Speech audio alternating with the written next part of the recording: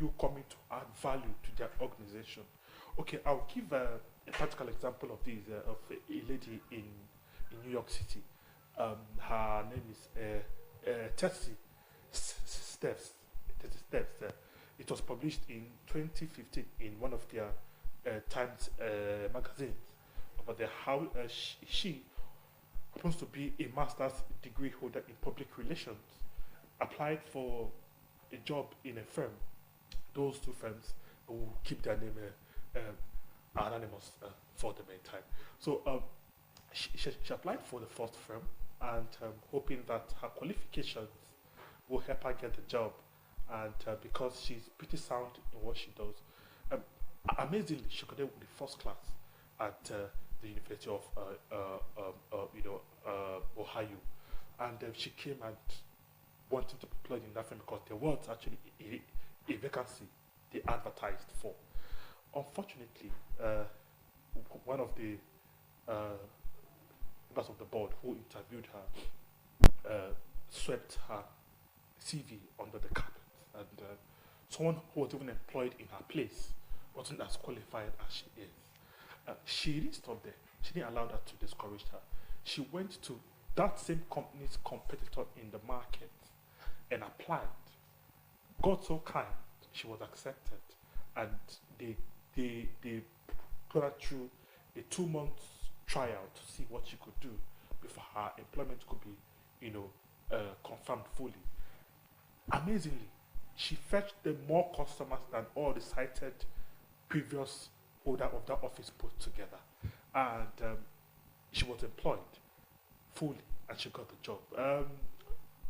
2 years later, that company who actually did not give her, they began to see her her work and see her as the spokesperson for that other firm, because she was one who was going to represent the firm, writing all their communique, helping them get customers, striking deals, and it became something of a landmark achievement for her and for the company. And one of the top management of the company was like, oh wow, if we had known, we would have granted her this employment. They were looking at the disability. They didn't see the inherent ability God has given her. That's why they rejected her. In our state here, they employ some teachers, persons living with disability, especially visually impaired. They have a school at Agbaro. Most of them did read education. Okay. But they pushed all of them into the whole field. For education. They should go to classroom because they are living with disability. It is not right. It is not right. Would have tried them. You use their CV. What did you study? This is where you are supposed to be. Place them there. Try. You have not tried them. Just put them to the classroom. How do you expect someone visually impaired to go to classroom, to write a note, to mark the books and lesson notes and all that? You consider some of the things that he cannot do, and give them the benefit of that. Oh, this is what you study. Let me give you this one. Let me give you this job. And one other thing that has become an oversight for those people who own firms and some of these government agencies is that when you come before a panel to talk, they don't actually listen to what comes out of your mouth. They instead look at your physical disability, which they believe is going to be an obstacle to whatever you do. But if you happen to leave that behind, look beyond what you are seeing physically, hear these people talk, watch them write, look at how they perform one or two tasks given to them, it will actually convince you beyond every reasonable doubt that these people have not just a talent, but multiple values to add to that establishment or firm, actually. Yeah, that's why we're always here. We are encouraging them, or telling them what to look beyond the disability. Disability, of course. There is ability. They have potential. They have potential they want to exploit. If you don't employ them, how will you know that they want to do the work? How do you know that they want to do the work? I had a barrister that I wanted to bring. I just that some other things that so he had a little constraint. That's why he was able to make it. Okay. He's a barrister. He's working. Okay. Minister of Justice. Oh. There's one director there, Minister of Justice, visually impaired. They are doing excellently well. In fact, there's actually a story of someone who I know personally. This lady I know, and we happen to be talking from time to time.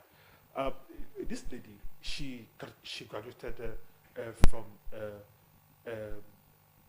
University of Nigeria, Soka. She studied law. She has met a Jude, okay. And when she graduated, she went to law school, finished. There was this opening in an establishment which she took her CV there, wanting to submit it, and she wasn't even allowed into the building. I told her, see, you can't just let this lie low. You got to make a move. At least talk to some media outfits, let them publish it, because this is something we got to discourage at every given time and with every given opportunity we have as visually impaired. We cannot just allow this to continue. If you're not giving us unemployment, let us know, okay, you are not qualified for this. It's on this ground, but not for the fact that you are doing it on the ground of our ability. It should, with all vigor, be discouraged. Wow. Let's listen to a video clip, the do's and don'ts for persons living with disabilities. Enjoy.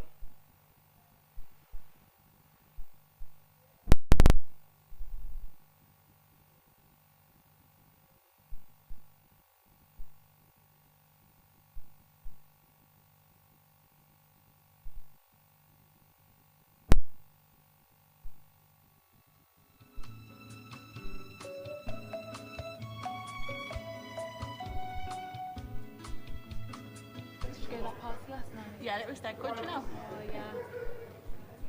Feeling okay there? Why don't you ask her yourself? This kind of thing happens all the time. I can speak for myself. Just talk to me. Sorry, love. It's okay. Oh, let's give you a hand, love. Moving me without permission is never okay. I wouldn't pick you up and move you without asking.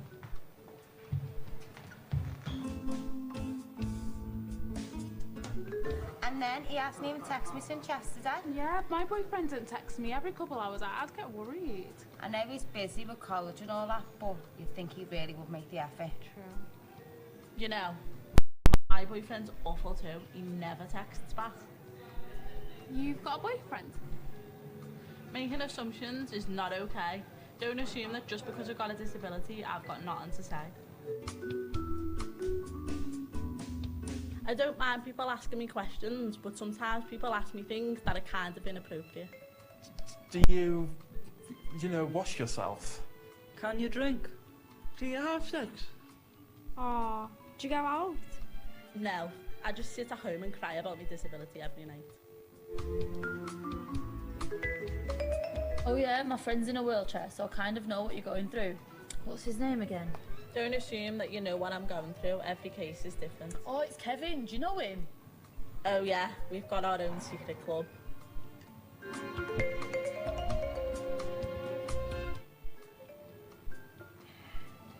You're so gorgeous. Oh, thank you.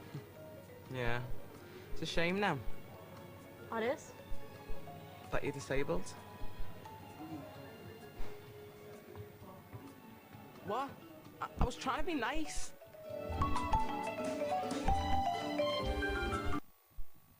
No, I'm not joking.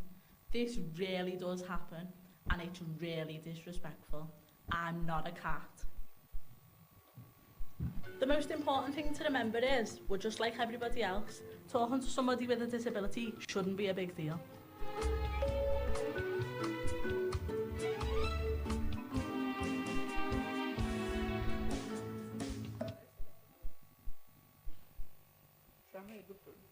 Hi, welcome back. I hope you enjoyed the video clip. The video clip, this and that, with persons with disability. And Moses, we're talking about misconceptions about persons living with disability. You know, other way to look at, some person might like, see you come in, you were talking, two or three persons talking, they just keep quiet.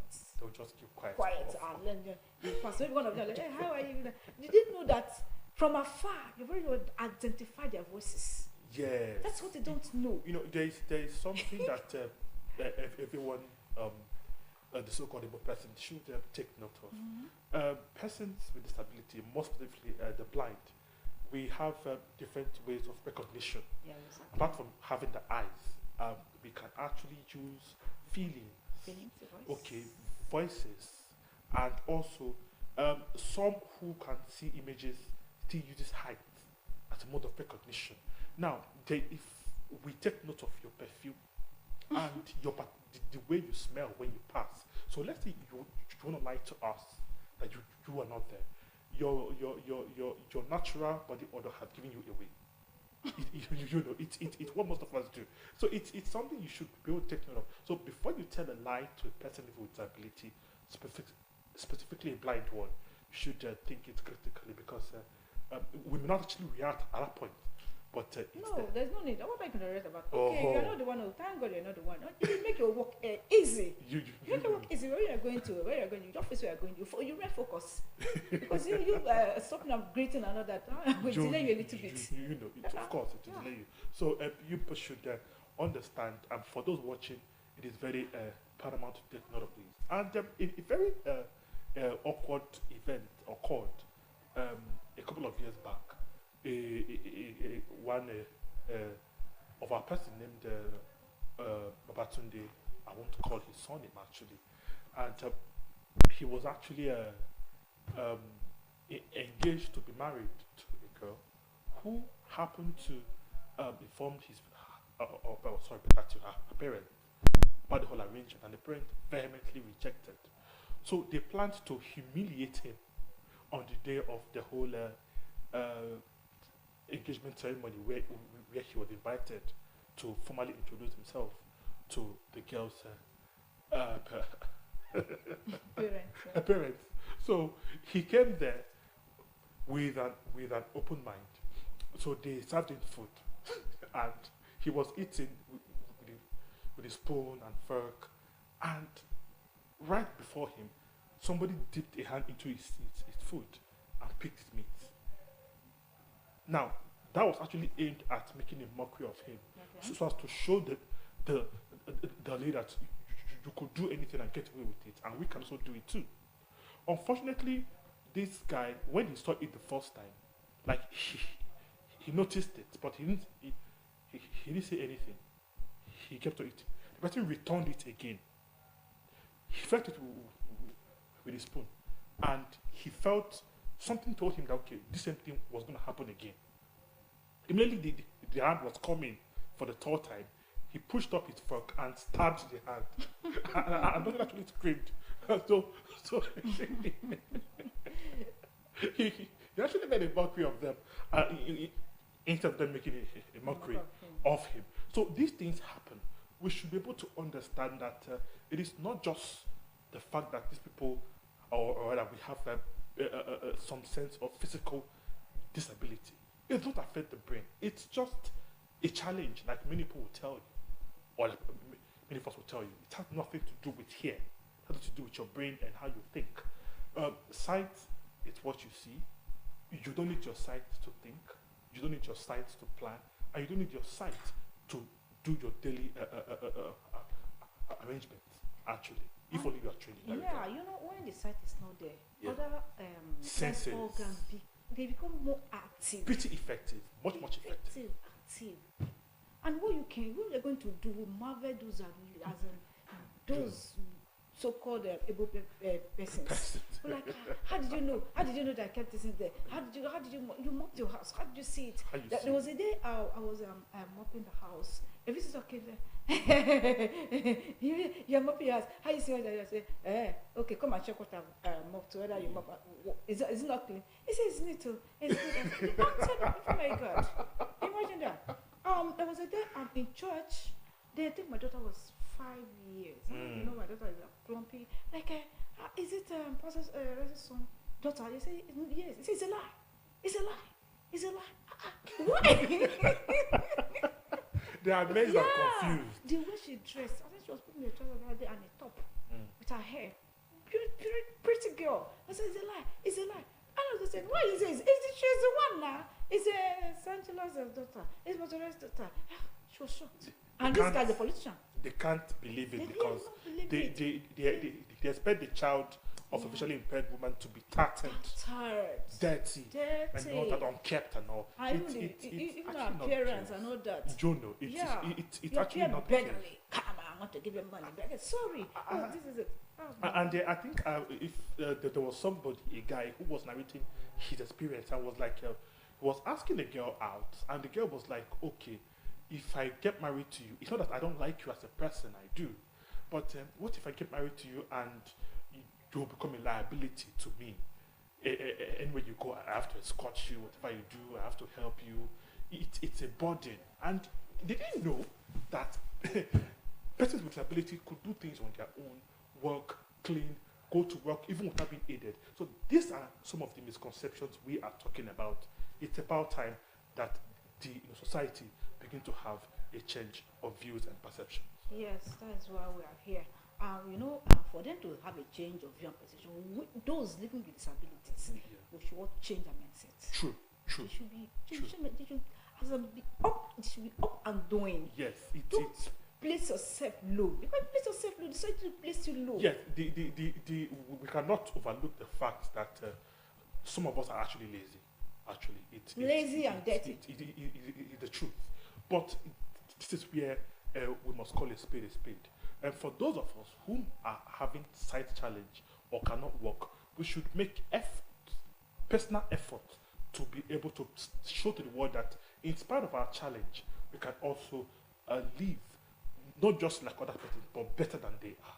It is not about what you are; it's about who you have become.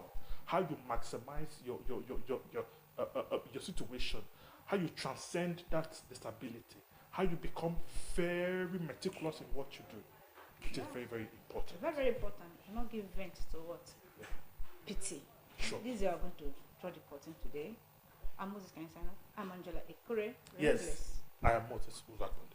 Have a nice day. One finger on my left hand and a full left leg, but it was curved. I had surgery when I was 2.5 years old to remove the part that was curved, so I had a stump that they could put a prosthetic leg on. And then they took the big toe from that and they put it on my left hand, so I have 2 fingers. I did tons of physical therapy to try to get my new finger to work like a real finger and not like a toe. I was always trying to figure out how to bring them together and how to get them to come together and touch. And I was sitting in the shower and I touched. And it was amazing. I was running around the house screaming, "Yeah, I did it!" Because that was like the first milestone. Do you feel different than other kids? Sometimes I do. People do stare and whisper. I'll be thinking, like, there's tons of kids in this world. How did he happen to choose me to be one of the kids that had to get their leg taken away? And I asked God, like, can you please give me a leg? Somehow, some way. Well, then I have to think, I was born like this. I can't change it. And when I play sports, I don't feel different. I don't think about anything else. I just think about what's happening in the game. Would you say sports have become a ritual for you? Yes, because I feel like if I don't play sports every day, I feel weird. I've always felt like sports is where I can go when I'm sad or lonely or anything. I love competition. I love the feeling. I love being under pressure and everything. When I'm playing sports, I go from thinking about all the other things to game mode. When I'm in the zone, I feel like I have this like fire around me. And then the flames pop up and have this circle around it. So any thoughts that try to come in and they get burned by the fire and they don't let in. Do you feel you have to work harder than other kids? Oh yes. I bet kids when they take a step, oh I took a step, big deal. For me, when I take a step, I say, oh no big deal, but I thought about every little bit. I put so much pressure on my body from being in a prosthetic all day. I come home, I'm like dying from back pain, and I have to stretch before I go to bed every night. So how do you stay positive? I have to think about what I have instead of what I don't have. I have a great life. I have a great family. I have great legs. I have great friends. I have a great school. I could go on for years. I'm just grateful that I have so many things that are great in my life. There's lots of challenges in people's life, and that's a little wall right there. So I try to break down that wall. If I'm just running around like playing soccer or shooting a layup, I don't think about it. I don't feel different when I'm playing sports because that takes me away from my disability, but it's a good thing that I'm born like this. I've learned to be confident in myself. I've learned how to be strong.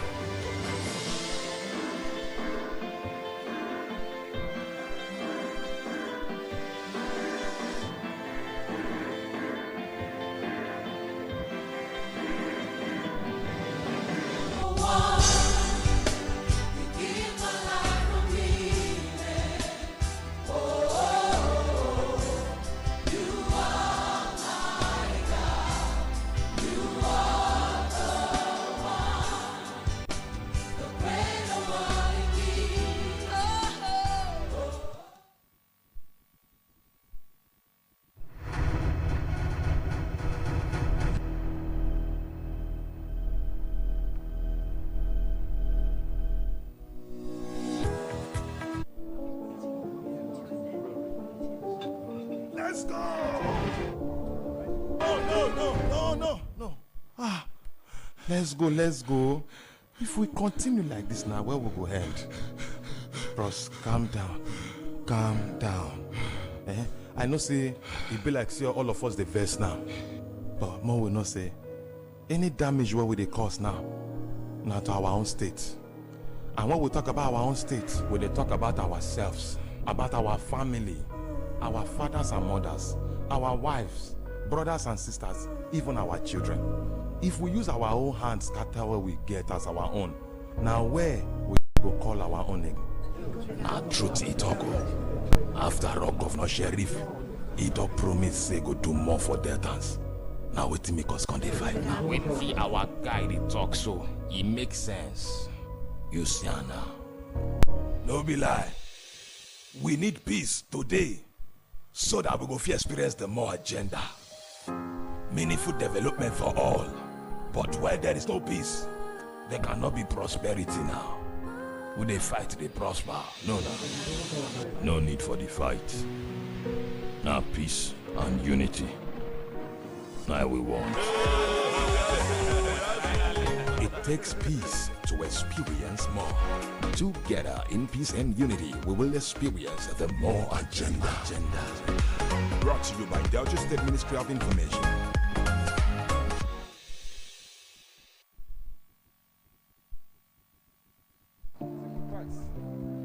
Efe, you see, maintaining peace and security in Delta State remains a priority for the Governor Sheriff Oberewori-led administration. It's clear for everyone to see that the Governor Sheriff-led administration is focused on promoting the well-being of all Deltans. Did you know that the Delta State Contributory Health Insurance Scheme currently caters to over 1,995,816 enrollees? My God, no wonder Dr. Ifeanyi Oswaza is said that Governor Sheriff is staying committed to delivering the more agenda to Deltans. Yes, you can say that again. Are you aware that Governor Sheriff Oberewori's administration has also taken significant steps to ease land acquisition as a strategy to mitigate Nigerians as in deficits? Governor Sheriff, very impressive.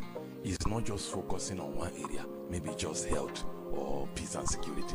Is making sure that all areas experience the more agenda. Even when the Osho State Governor, Senator Ademola Adeleke, inaugurated the completed Okpanami-Buso bypass, he said he was particularly impressed with the performances of Governor Oberewori in 1 year of his administration. Of course, it is clear now that the Governor Sheriff Infrastructural Development is creating an enabling environment for businesses to thrive. Ahead of a lady by the name Doris Uzo, who relocated her business to the bypass area, and she is doing very well. Talking about the bypass, Governor Sheriff did a very good one there. 5.3 kilometer road. And 10.6 kilometer length of drains. Yes. Coming from Warri now, I didn't need to drive through those.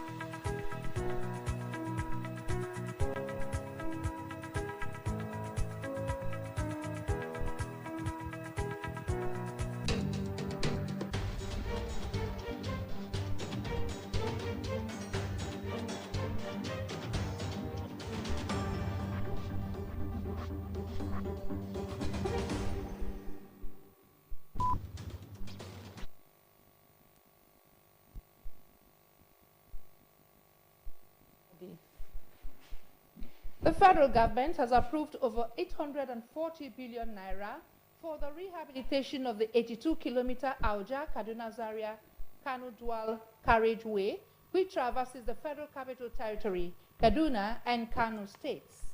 The money also includes funds for the construction of the Bodoboni Road with bridges across the Opobo Channel, 430 in Rivers State. Minister of Works, Mr. David Umahi, who disclosed this at a meeting with representatives of the main contractor, Julius Baja Nigeria PLC in Abuja, charged the contractor to fast-track the completion of the projects because of the premium placed on them by President Bola Tinubu, as well as Nigerians plying it. Mr. Umahi explained that the Federal Executive Council, at its meeting of September 23, 2024, approved the rescoping and downward review of the contract for the rehabilitation of the dual carriageway in the FCT, Kaduna and Kano states, and the construction of the Bodobonu Road with bridges across the Opobo Channel. He tasked contractors handling the federal government's projects on the need for corporate nationalism in price negotiation in the face of the daunting economic challenges facing Nigeria. The federal government has given approval to the National Commission for Colleges of Education, NCCE, to allow the dual mode of concurrently running degree and Nigeria Certificate in Education NCE programs in colleges of education. The Executive Secretary of the NCCE, Professor Polanos Chijoke, disclosed this during the 2024 National Teachers' Day celebration organized by the Colleges of Education Academic Staff Union, COASU. He noted that the development was aimed at improving access to teacher education, arresting low enrollment, and ensuring quality production of professional teachers in the country. Professor Chijoke also emphasized the need to continue to elevate the status